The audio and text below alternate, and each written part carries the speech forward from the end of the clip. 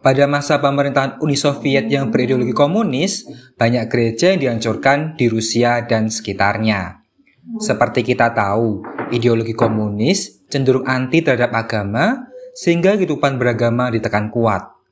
Nah, kira-kira sekarang nasib gereja yang dihancurkan bagaimana ya? Apakah dibangun kembali?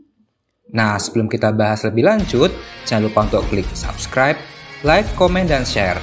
Dan jika ingin membantu pengembangan channel ini, kalian dapat bergabung jadi kesatria atau klik tombol Super Thanks. Katedral Kristus Sang Juru Selamat. Katedral Kristus Sang Juru Selamat atau dalam bahasa Rusia, Chram Krista Spasitelya, didirikan atas perintah Tsar Alexander I sebagai ungkapan rasa syukur setelah pasukan Napoleon Bonaparte mundur dari kota Moskow. Awalnya, katedral ini memiliki gaya arsitektur neoklasikal yang juga dipenuhi oleh simbol masonik. Tetapi kemudian diubah desainnya oleh Tsar Nicholas I yang terinspirasi dari gereja Hagia Sophia di Konstantinopel. Proses pembangunannya memakan waktu 40 tahun, dan akhirnya pada tanggal 26 Mei 1883, tepat sehari sebelum Tsar Alexander III naik tahta, katedral ini dikonsekrasikan. Katedral ini kemudian menjadi katedral ortodoks tertinggi kedua, yang tingginya mencapai 103,4 meter, dan dapat menampung umat sebanyak 9.500 orang. Sayangnya, katedral ini mengalami masa sulit setelah kejatuhan Kekaisaran Rusia dan bangkitnya komunisme. Pada tahun 1931, Politbiro Uni Soviet memerintahkan penghancuran katedral ini untuk membangun istana Soviet. Proses penghancuran dimulai pada tahun 1937, kemudian sempat terhenti saat Jerman menyerbu Uni Soviet selama Perang Dunia Kedua. Bingkai baja katedral ini baru dibongkar pada tahun 1942, tetapi akhirnya istana itu pun tidak pernah terrealisasikan. Nah, setelah lama terbengkalai, pada tahun 1990, ketika pemerintahan Soviet mulai runtuh, Gereja Ortodoks Rusia mendapatkan izin untuk membangun kembali katedral ini. Pembangunan dimulai pada tahun 1992, dengan restu dari Presiden Boris Yeltsin saat itu. Mereka membangun katedral dengan meniru bentuk aslinya. Jadi replika. Pembangunannya itu selesai pada tahun 2000 atau memakan waktu 8 tahun. Nah, katedral yang baru ini kemudian dikonsekrasikan kembali saat Hari Raya Transfigurasi pada tahun 2000. Total biaya yang dikumpulkan untuk membangun kembali katedral ini mencapai 50 juta rubel. Sekarang, Katedral Kristus Sang Juru Selamat menjadi lokasi atau tempat tahta kebatrikan Moskow dan seluruh Rusia bertahta. Salah satu hal yang menarik adalah di dalam gereja ini kita dapat berziarah dan melihat beberapa religi suci. Contohnya seperti potongan jubah Yesus, jubah Bunda Maria, paku suci, dan berbagai religi orang suci atau santo-santa lainnya. Katedral Tritunggal Maha Kudus Petrus. Katedral Tritunggal Maha Kudus Petrus atau Troitse Petrovsky Sobor yang didirikan oleh Tsar Petrus yang Agung pada tahun 1709 di kota Saint Petersburg. Setelah dikonsekrasikan pada tahun 1711, katedral ini menjadi pusat kegiatan kekaisaran yang sangat penting. Namun, karena strukturnya itu terbuat dari kayu, katedral ini mudah sekali rusak. Dan pada tahun 1750, katedral ini mengalami sebuah kebakaran hebat yang menghancurkan sebagian besar bangunannya. Meskipun beberapa artefak berharga seperti ikonostatis, relik Santo Petrus, dan peralatan ibadat lainnya berhasil diselamatkan.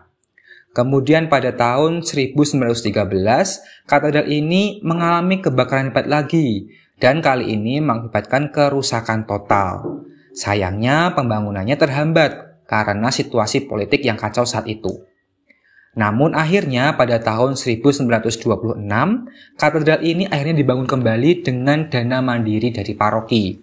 Dan pembangunannya ini dilakukan di bawah pengawasan Badan Restorasi Leningrad. Nah, Leningrad ini adalah nama Saint Petersburg setelah diganti oleh pemerintahan komunis.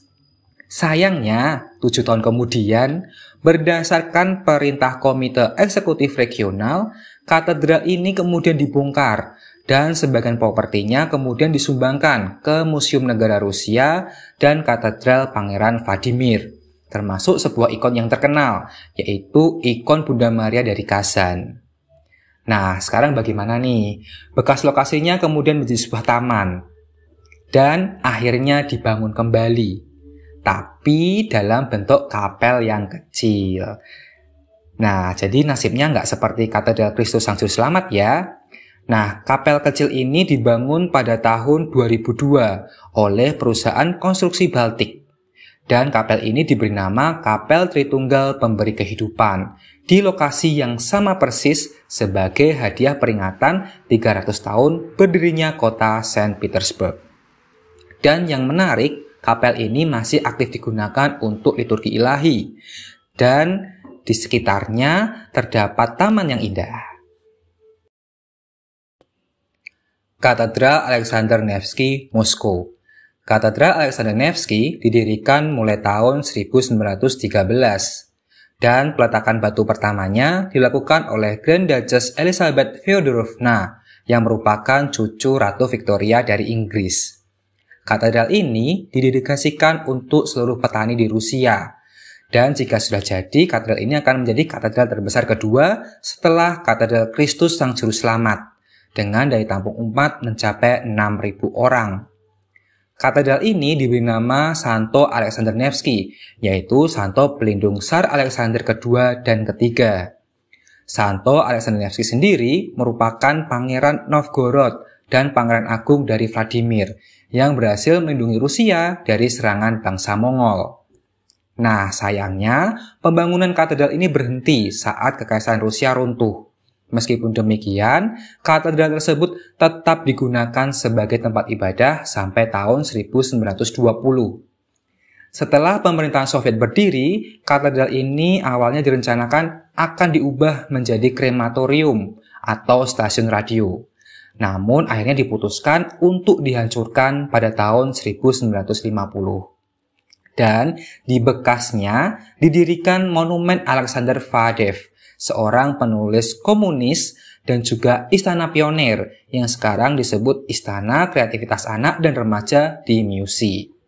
Nah, untuk mengenang keberadaan katedral tersebut, sebuah jalan di dekatnya diberi nama Jalan Alexander Nevsky. Jadi, nasib Katedral Alexander Nevsky Moskow tidak sebaik Katedral Kristus Sang Juru Selamat, hanya tinggal nama saja. Perlu dibangun ulang nggak sih? Katedral Militer Santo Nicholas, Kiev. Katedral Militer Santo Nicholas didirikan pada tahun 1831 dan berdiri megah di sebuah bukit di kota Kiev, Ukraina. Katedral ini memiliki tujuan yang sangat mulia, yaitu untuk menghormati para prajurit yang telah gugur dalam peperangan dan dibangun dalam gaya arsitektur yang indah dengan sentuhan gaya barok Ukraina yang khas. Meskipun Katedral Santo Nicholas ini tidak memiliki lukisan atau mosaik yang menghiasi dindingnya, namun katedral ini memiliki sebuah ikonostasis yang sangat indah. Ikonostasis ini terbuat dari kayu yang diukir dengan detail, disepuh dengan emas, dan terdiri dari 7 tingkat. Dan ini merupakan bagian yang sangat mencolok di dalam interior katedral tersebut. Selama bertahun-tahun, katedral ini juga digunakan untuk memberkati para prajurit yang akan berangkat ke medan perang, dan digunakan untuk mempersembahkan ibadah syukur atas kemenangan pasukan Kekaisaran Rusia. Namun, saat pemerintahan komunis Ukraina berdiri di bawah Uni Soviet, pada tahun 1934, katedral ini diputuskan untuk dihancurkan, dan di bekas lokasinya didirikan Istana Pionir atau Istana Kreativitas Anak dan Remaja. Namun, ada harapan di bulan Juli 2009. Saat itu, Presiden V. Yushchenko dari Ukraina mengusulkan untuk membangun kembali katedral ini ke dalam bentuk aslinya. Mereka bahkan mulai melaksanakan kembali liturgi ilahi di lapangan terbuka sebagai tanda upaya pemulihan atau restorasi.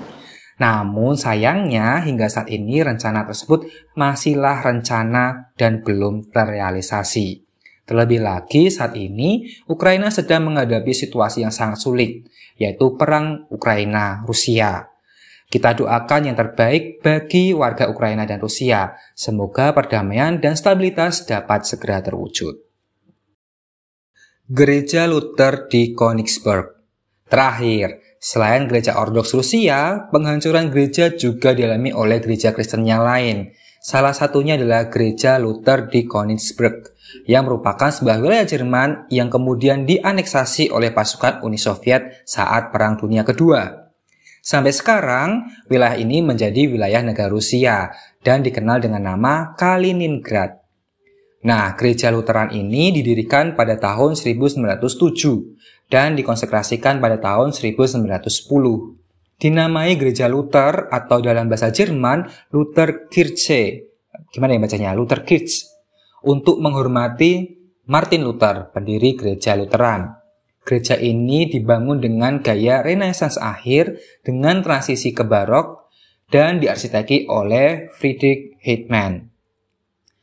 Nah, saat kota Königsberg dihujani bom pada Perang Dunia Kedua, gereja ini selamat dan hanya mengalami kerusakan kecil.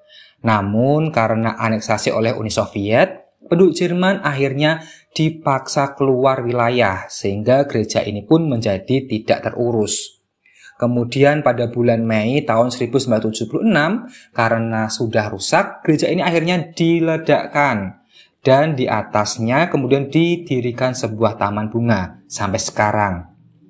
Selain gereja Luther ini, di kota Königsberg, gereja lain yang juga dirusak adalah gereja Katedral Königsberg, sebuah katedral Katolik yang kemudian berubah menjadi katedral Lutheran.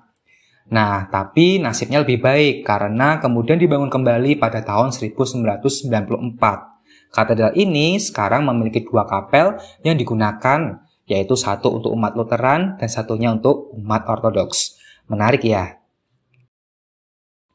Sebenarnya selain gereja-gereja tadi, masih banyak gereja-gereja lain yang tidak luput dari penghancuran rezim komunis Uni Soviet. Menurut kalian, perlu nggak sih gereja-gereja yang dihancurkan dibangun kembali? Tulis di kolom komentar ya. Terima kasih sudah menonton sampai selesai. Sampai jumpa lagi di video selanjutnya.